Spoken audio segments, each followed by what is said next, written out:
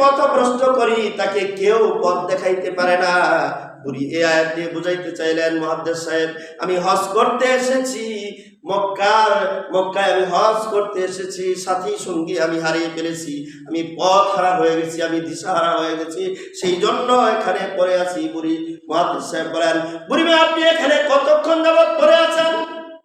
বুড়ি কোরআন আয়াত দিয়ে উত্তর দিলেন সূরা বাকারার মধ্যে, বুড়ি কোরআনের আয়াত দিয়ে উত্তর দিলেন সূরা মারিয়ামের মধ্যে, সালাসা লায়ালিন সাবিয়া, যে 3 রাত এখানে আমার পূর্ণ হয়েছে,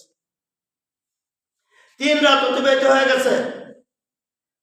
মুহাদ্দিস সাহেব প্রশ্ন করলেন, বুড়ি ভাই আপনি 3 দিন 3 রাত এখানে পড়ে আছেন, আপনার পানাহারের বন্দোবস্ত কি, আপনি খাইছেন কি? এই জবাবটাও বুড়ি কোরআনের আয়াত দিয়ে দিলেন। বুড়ি বললেন, ওয়াল্লাযী হুয়া ইউতঈমুনি ওয়া ইয়াসকিন, 19 পারার মধ্যে বুড়ি বললেন, আমার পানাহারের বন্দোবস্ত আল্লাহ তাআলা করেন। রিজিকের মালিক কে?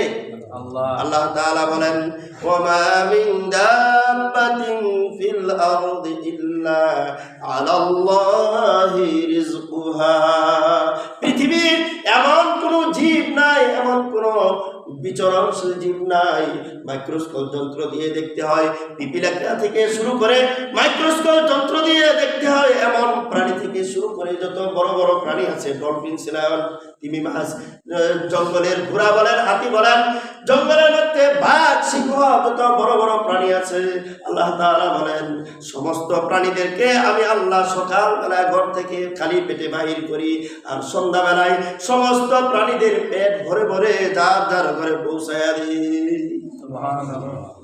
আমার নাম আল্লাহ কয় আমি রিজিক দে।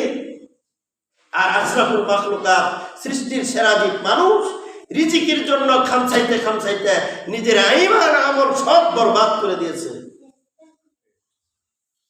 আমি আর কথা সামনে বাড়াবো না, এরপরে বাকি ঘটনা সামনে বলবো ইনশাআল্লাহ। আল্লাহ তাআলা আমাদেরকে সহি বুঝ দান করুন, আমিন। ওয়া আখিরু দাওয়ানা আলহামদুলিল্লাহি রাব্বিল আলামিন।